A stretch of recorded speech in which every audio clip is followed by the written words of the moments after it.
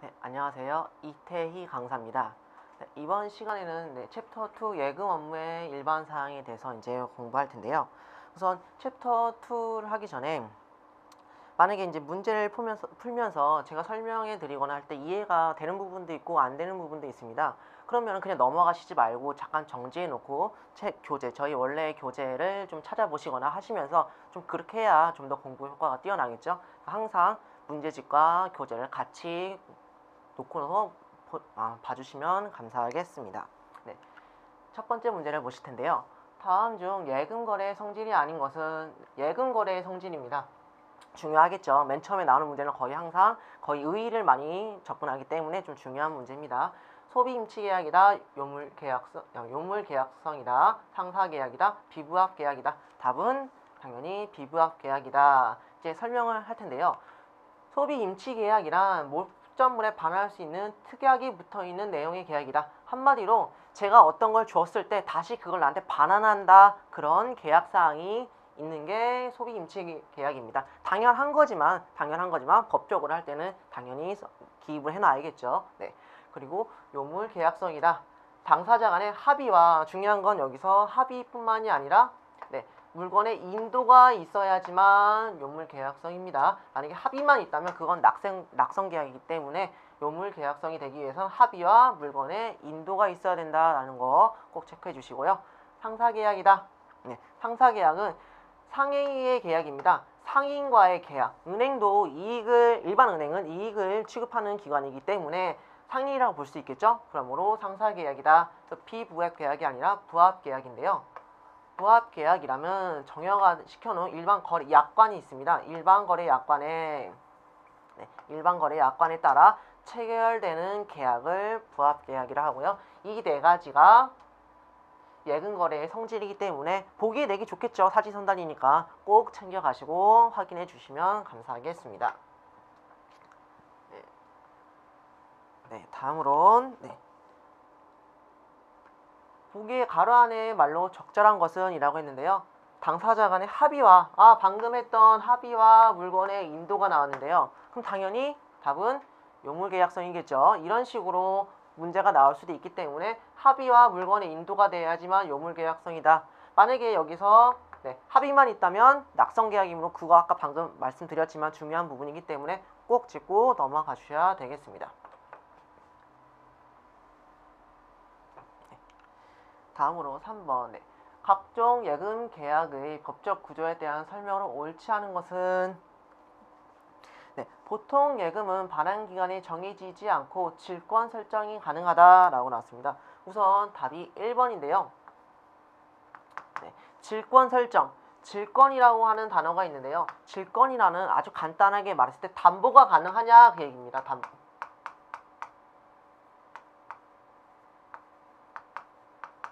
담보물이 가능하냐 그 얘기인데요. 지금 보통예금이라 하면 보통예금은 입출금이 자유로운 예금을 보통예금이라 하죠. 그런데 그걸 담보가 가능한지를 묻는 겁니다. 만약에 입출금이 자유로운데 그걸 담보물로 정해놓고 만약에 그 통장이 보통예금 통장에 만 1억이 들어있다고 했는데 제가 이거를 담보로 잡았습니다. 그런데 돈이 막 들어가고 나가고 했다면 그게 담보의 가치가 있진 않겠죠. 그러므로 보통예금은 질권 설정이 가능하지 않다라는 점. 질권이라는 단어를 모르면 틀릴 수밖에 없는 용어이기 때문에 질권이라는 건 담보를 설정한다라고 그렇게 짚고 넘어가 주시면 되겠습니다. 그리고 이제 나머지 거 보기를 보자면 정기예금은 예치기간 약정된 금전소비 임치계약이다. 맞겠죠? 그리고 별단예금은 미리 정해진 예금 이렇게 쭉 나오는데요. 근데 별단예금도 그냥 보관금을 처리하는 예금이다 라고 그냥 이렇게 간단하게 요약 정리해 놓으시면 좀 더 편하겠습니다. 그래서 당자예금은 위임 계약과 금전소비 임치계약의 혼합된 계약이다. 당자예금은 그냥 간단히 봤을 때 저희가 어음이라고 보시면 되겠습니다. 당자라는 게 현금이 좀 유동적으로 돌아갈 수 있게 된다라고 하는 건데요. 그러므로 어음이다라고 짚고 넘어가 주시면 편하겠죠.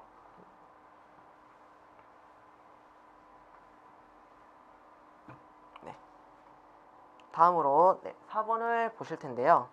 예금 계약의 성립에 대한 설명으로 적절하지 않은 것은 지금 예금거래 본 약관은 현금 입금의 경우 예금 계약은 금융기관이 금원을 받아 확인할 때 성립하는 것으로 보고 있다. 맞겠죠? 금원을 받는다는 거는 저희가 금융기관에 돈을 딱 줬을 때 그 상황을 말하는 겁니다. 네. 영업점 이하에서는 누구도 예금을 수령할 수 있는 대리권을 갖지 못한다. 이게 틀린 거겠죠, 이게. 누구도 예금을 수령할 수 있는 대리권을 갖지 못한다가 아니죠.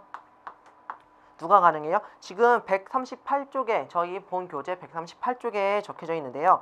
만약에 영업점 이외에서는 지점장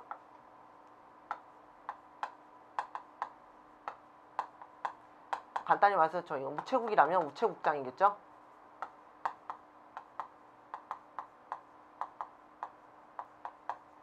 네, 지점장, 우체국장이 대리권을 받은 자.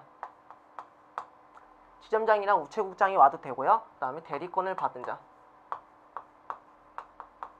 네, 대리권을 받은 자가 와서 만약에 수금을 해갔다면 그거는 그 사람한테 준 것만으로도 그게 입금이 된다라는 점 체크해 주셔야 되겠죠. 그리고 ATM 입금인 경우는 당연히 확인을 눌러야지만 돈이 들어가기 때문에 기계로 그래서 확인을 눌러야 된다. 그리고 현금에 의한 계좌 송금의 경우는 예금원장의 입금 기장이 마칠 때 당연히 통장에 입금이 됐다라고 이제 표시가 돼 있어야지만 예금 계약이 성립된다. 만약에 이렇게 나왔는데 통장이 나왔는데 송금했는데 만약에 계좌에 기입이 안 돼 있다. 그럼 입금이 안 된 거기 때문에 이제 은행에 가서 확인해 주던가 해야 됩니다. 계좌 송금의 경우에는 원장 예금 통장에 입금 기장이 써 있어야지만 입금으로 확인한다라는 점 알고 가시면 되겠습니다.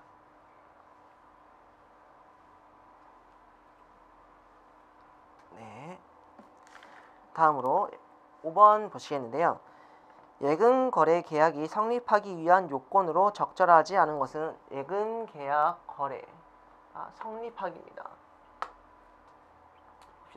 약관을 계약 내용으로 하기로 하는 합의가 있어야 된다. 맞겠죠? 합의가 있어야겠죠? 그리고 약관의 내용은 명시하여야 된다. 그리고 계약의 해지, 기업의 면책사항 등 중요한 내용 고객에게 설명해야 된다. 대량 신소 업무 처리할 때는 설명 의무를 생략할 수 없다. 딱 보기에는 솔직히 다 맞는 거로 보입니다. 지금 1번도 맞고 2번도 맞고 3번도 맞고 4번도 맞고 다 맞는 거로 보이는데 답은 우선 4번입니다. 왜 그러냐면 지금 3번과 4번이 지금 같은 맥락으로 보여지는데요. 왜냐면 계약에 대해서 설명해야 된다. 하지만 얘는 설명 의무가 없다 라고 했습니다. 여기서 문제가 되는 건요. 여기 앞에 있는 대량 신속한 업무입니다. 이 용어 때문에 걸리게 되는데요.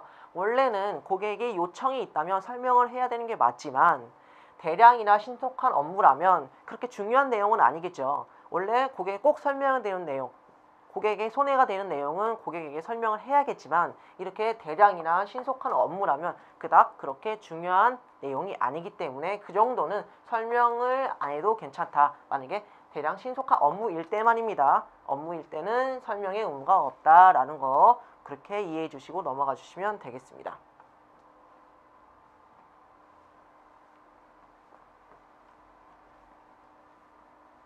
네, 다음으로는 보기 중 약관 해석 원칙에 해당하는 것끼리 묶인 것은 이라고 했는데요.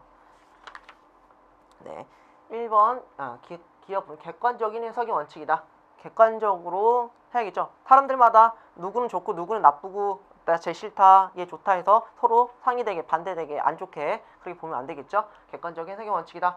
통일적 해석의 원칙이다. 지금 기업과 니은은 거의 비슷한 애다라고 이해해 주시면 되겠습니다. 객관적으로 해야 되고 똑같이 통일적으로 해야 된다. 그리고 3번 작성자 이익의 원칙이다. 지금 저희가 약관을 보고 있습니다. 약관이라고 하는 거는 일반 개인이 만들진 않지 않습니까? 거의 기업에서 만들고 은행에서 만들고 이렇게 좀 그런 데서 만드는데 작성자가 은행입니다. 혹은 기업입니다. 작성자가 은행이나 기업인데 그 사람들한테 이익이 된다면 그거는 되지 않겠죠. 맞죠? 그러므로 디귿은 틀렸다라고 보시면 되고요. 그 다음에 개별 약정 우성의 원칙이다. 얘도 맞는데요. 왜냐하면 약관이기 때문에 사람별로, 개개인별로 약관을 계속 만들기에는 기업도 손해가 막심하겠죠. 그렇기 때문에 우선 크게 약관을 하나 만들어 놓고 좀 더 개별적으로 이렇게 보게 될 텐데요. 좀 상세한 얘기는 8번에서 좀 보도록 하겠습니다. 우선은 답은 1번이 될 거다라는 점 알고 넘어가시면 되겠습니다.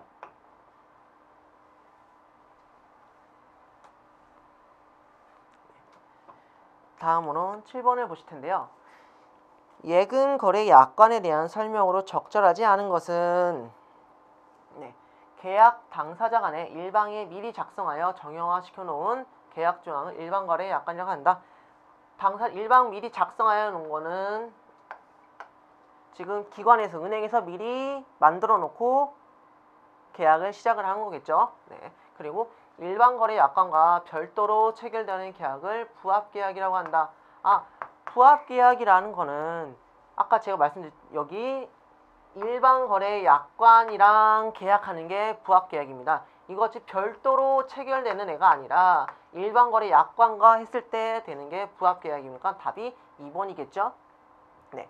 그리고 금융기관과 거래처의 사이에 법률 분쟁이 발생할 경우 해결은 예금거래 약관의 해석에 따라서 아까 앞서 7번에서 말했듯이 해석을 그렇게 4가지 종류로 했다는 거 꼭 아셔야 되고요. 우체국을 제외한 대한민국의 모든 은행은 동일한 약관 체계를 갖고 있다. 우체국은 제도, 근거법이나 제도가 조금 시중은행들과 다르기 때문에 국가에서 운영하고 왜냐하면 우편 업무도 같이 하고 있기 때문에 법적으로 조금 다른 영향을 받고 있습니다. 그래서 우체국은 비슷하지만 어느 정도 다른 약관 체제를 갖고 있다라는 것도 챙겨가 주시면 되겠죠. 이제 답이 계약을 할 때는 별도의 계약을 했을 때는 그거는 특약이라고 하겠죠. 많은 분들이 이렇게 생각하고 계셨겠죠. 특약. 다음을 보실 텐데요. 8번 보시겠습니다. 예금 계약에 대해서는 뭐가 뭔지 모르겠지만 우선적으로 적용되고 그 약관의 규정이 없는 경우에는 이거 순서대로 적용된다 그랬습니다. 지금 예금 계약에 대해서는 답은 우선 4번인데요. 가장 먼저 확인해야 될 거는요. 당해 예금의 약관입니다. 한마디로 개인하고 했을 때 약관이 우선적으로 중요시 얘기된다 그 얘기입니다.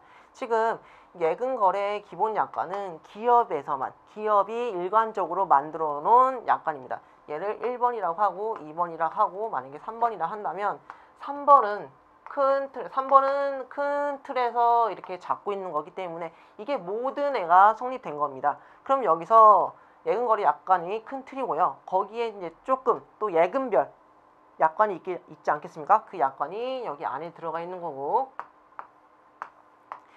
당해 예금 상품 약관이 1번입니다. 근데 지금 문제가 조금 이렇게 헷갈리실 수도 있겠지만 우선 먼저 보는 순서를 보는 겁니다. 당해 예금 상품 약관을 먼저 1번을 보고 여기에 없는 거 우선 개별적으로 취향에 맞춰서 한 다음에 여기에 없는 거는 2번적인 예금별 약관을 보는 거고요. 그 다음에 여기도 없다면 예금법 칸에 여기 3번을 확인해서 이렇게 순서대로 확인한다. 우선 개별 취향을 마치고 나서 나머지 약관들은 어차피 많은 사람들 하는 거기 때문에 맨 마지막에 예금거래 기본 약관을 확인한다라는 거 꼭 챙겨가 주시기 바라겠습니다. 이런 식으로 그림으로 이해해 주시면 좀 더 편하게 되겠죠.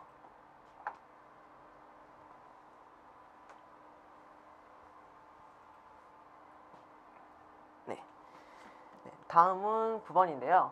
우체국 예금거래 기본 약관에 대해서 나왔습니다. 지금 약관에 대해서 나왔는데요. 약관에 대한 문제는 지금까지 이렇게 한 문제, 두 문제 정도 많이 출제된 비율은 아니라서 좀 어려운 부분이기도 하고 외울 부분도 되게 많고 해서 거의 잘 나오진 않지만 혹시 모르는 부분이기 때문에 짚고 넘어갈 텐데요. 지금 저희 교재 142페이지랑 147페이지까지 거기 142페이지부터 147페이지까지 좀 확인해 보시면요. 봅시다. 지금 답은 우선 3번입니다. 그리고 그 해당되는 사항을 제가 말씀드릴 텐데요. 지금 예금주는 실명으로 거래하여야만 한다. 얘는 2조 1항의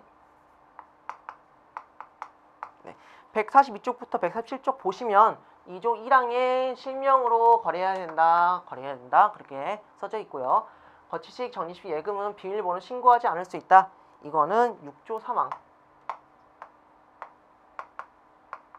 6조 3항에 나와 있고요. 그리고 이제 4번을 먼저 보실 텐데요. 4번은 8조 2항.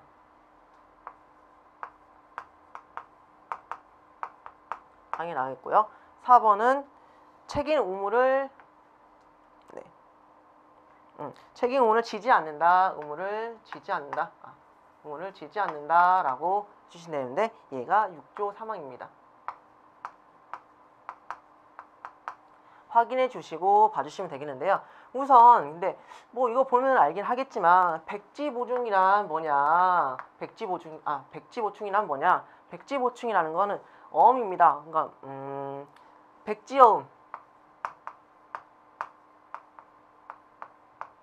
백지어음, 백지수표를 말하는데요. 백지어음과 백지수표나 우리가 어음이나 수표에 기입이, 그러니까 금액이 기입이 안 된 애를 말하지 않습니까?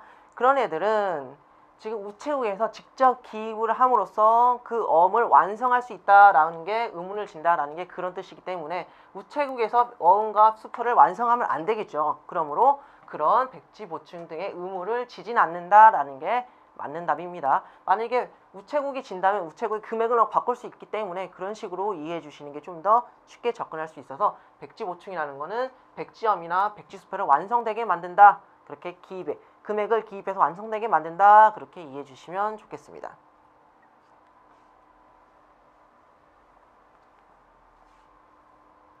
네.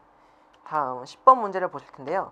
10번 문제도 이제 기본 약관 예금거래법에 대한 설명으로 적절하지 않은 것은 이라고 나오는데 이것도 법이기 때문에 그냥 보고 넘어가실 텐데요. 1번은 얘는 9조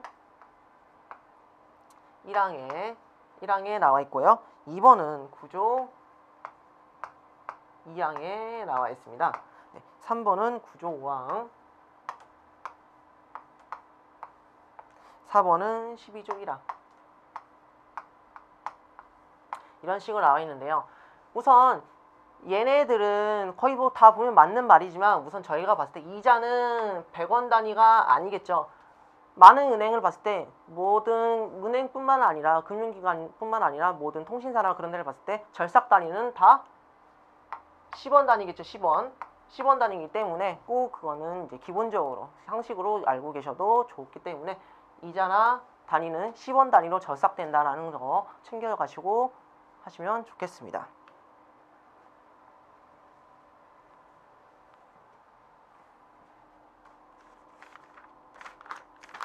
네, 다음으로 11번을 보실 텐데요.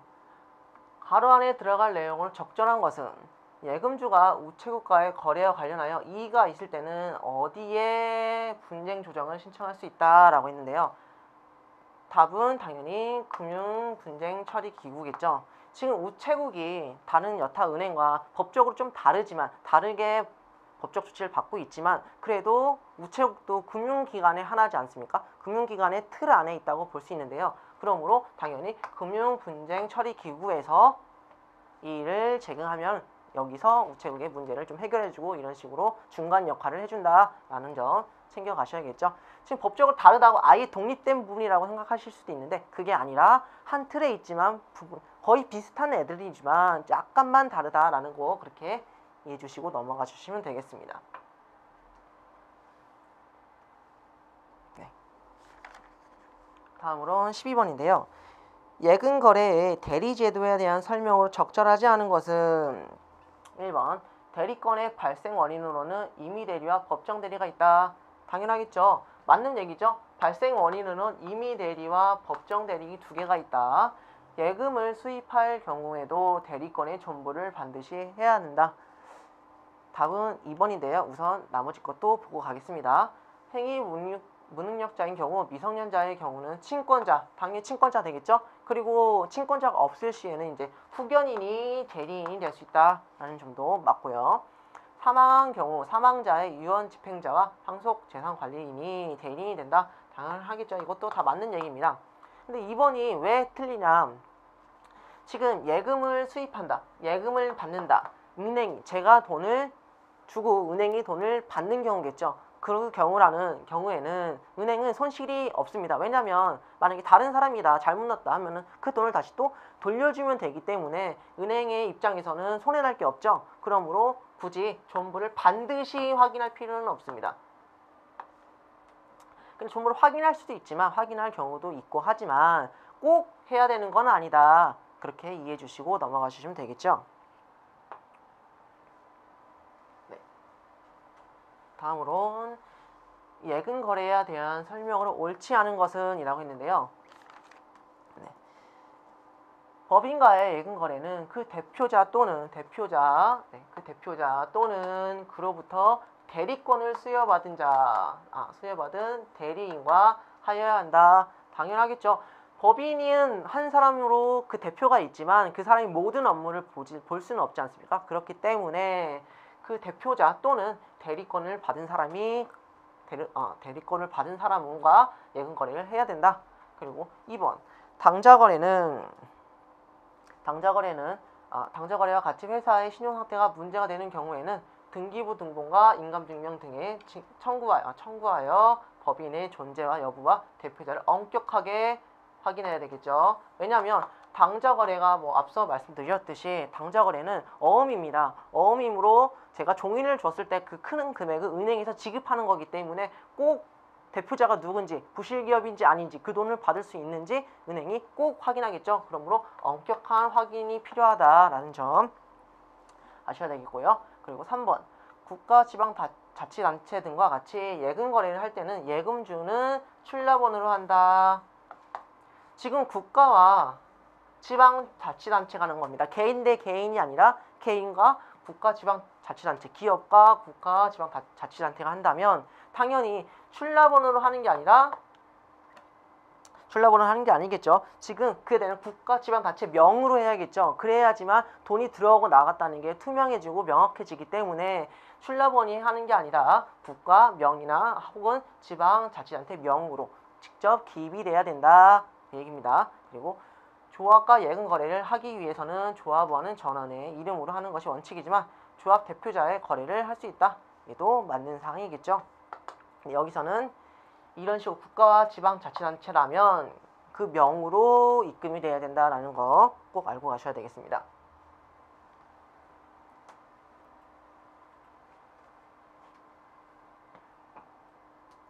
네, 다음으로 공군단체. 네. 다음은 14번 보실 텐데요. 예금 지급에 대한 설명을 적절하지 않은 것은 예금 채권의 예금주가 금융기관에 나와서 이를 수령한 점에서 추심 채무이다. 왜냐하면 예금이라는 건 채권입니다. 채권. 제가 1강에서 말했듯이 채권이라는 것은 빚입니다. 제가 은행 가서 돈을 계속 맡겨놓고 나서 나중에 받는다. 그럼 그 내가 준 빚을 받는 거죠. 그렇기 때문에 추심 채무다.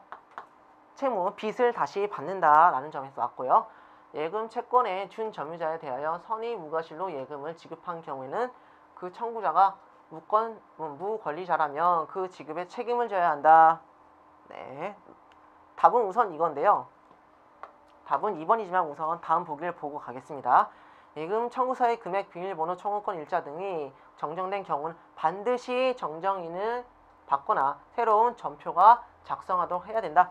당연한 얘기죠. 지금 금액이나 비밀번호나 일자가 바뀌었다면 그거는 개인이 알아야 되는 개인 정보이기 때문에 당연히 바뀐 사항에 대해서는 꼭 바꿨는지 확인 연락이거나 확인을 꼭 해주셔야겠죠. 그리고 사고 신고를 지연하여 예금주에게 손해를 입힌 경우, 개인에게 손해를 입힌 경우에는 당연히 기업에서 그 손해를 배상하여야 한다라고 했는데요. 솔직히 1번부터 4번까지 다 읽어보다면 개인이 입장에서는 다 맞는 얘기라고 볼 수 있겠습니다. 하지만 2번을 보실 때는요. 만약에 준 점유자란 그냥 행색이 좀 진짜 그 예금자처럼 보이는 사람이라면 은행원은 모르지 않겠습니까? 왜냐하면 은행에는 많은 사람들이 들어오고 나가고 하기 때문에 그 예금자, 그 예금명이 그 사람인지를 파악하기는 솔직히 어렵습니다. 그러므로 그 예금자 같이 보인다면, 행색이 그렇게 보이고 그렇게 행동을 한다면, 만약에 그런다면 은행에선 선의 무과실, 일부러 준 게 아니라 실수로 줬다. 그 사람이 진짜 자기 것처럼 말하고 실수로 줬다면 은행에서는 그 정도는 책임이 없다라고 말할 수 있다는 점입니다. 개인의 입장에서는 뭐 손해다 막 할 수 있겠지만 은행의 입장에서도 그런 식으로 해서 다 줬을 때 만약에 악용될 수가 있는 경우가 되게 많습니다. 그러므로 이거는 어떻게 보면 은행 편을 좀 서준다라고 하기 때문에 꼭 알고 계셔야 되겠죠. 그리고 단 중요한 점은 뭐냐면 여기 선의 무과실로 선이나 무과실 실수가 없어야 됩니다. 만약에 그 줌으로써 주는 과정에 실수가 있었다면 그건 은행 책임이 됩니다. 여기서 중요한 거는 선의 무과실에 대하였을 때 된 거다라는 거 꼭 알고 계셔야 됩니다.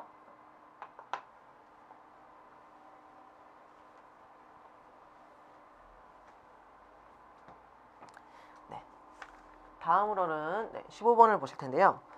금융기관의 예금거래 업무에 관한 설명으로 오는 것은 1번 예금주의 예금 청구권에 금융기관이 응하지 않을 경우는 채무 불이행은 아니다.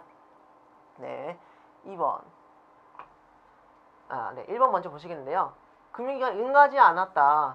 예금 다시 달라고 했는데 돈을 안 준다. 그럼 당연히 채무 불이행이죠. 돈을 달라고 했는데 안 줬으니까 당연히 채무 불이행입니다. 그리고 금전 채권의 성질상 채무자인 금융기관은 채무자, 빚진 사람이죠.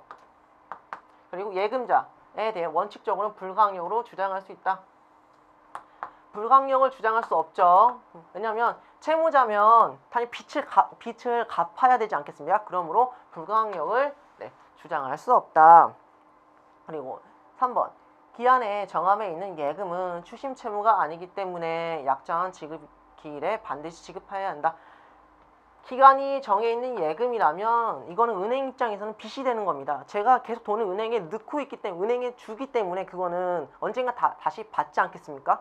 은행 입장에서는 그 돈을 받은 다음에 좀 융통을 해서 좀 더 많은 수익을 창출하고 기간 내에 다시 돌려주려고 하는 거기 때문에요. 지금 예금, 기간이 정함이 있는 예금은 추심 채무가 맞습니다. 그렇기 때문에 3번이 틀린 거겠죠. 그리고 4번 양도성 예금 증서의 경우는 그 증권이 점유자에게 지급하면 그 소지인이 정당한 권리자인지 여부에 관계없이 금융기관은 면책된다. 양도성 예금 증서라는 거는 그냥 말 그대로 양도하기 좀 용이하게 만들어 놓은 예금 증서이기 때문에 이건 개인이 좀 관리를 잘 해주셔야 됩니다. 만약에 이 증서를 가지고 나서 그냥 법적 준비물까지 필요한 서류까지 갖고 가서 만약에 한다면 아무나 가서 그 금액을 받을 수 있습니다. 왜냐하면 양도성 예금 증서이기 때문에 양도가 용이하게 해놓은 거므로 은행에서도 쉽게 그 본인인지 확인하는 절차보다는 쉽게 하는 용도로 많이 사용되므로 꼭 확인해 주셔야 됩니다. 그리고 양도성 예금 증서는 예금자 보호법이 적용되지 않기 때문에 그것도 챙겨 가셔야겠죠. 네. 이번 2강에서는 이제 법과 좀 그런 거에서 많이 배우셨는데요. 정리를 조금 시간을 가지고 정리를 잘 하시고 다음 시간에서는 금융상품에 대해서 공부해 보도록 하겠습니다. 감사합니다.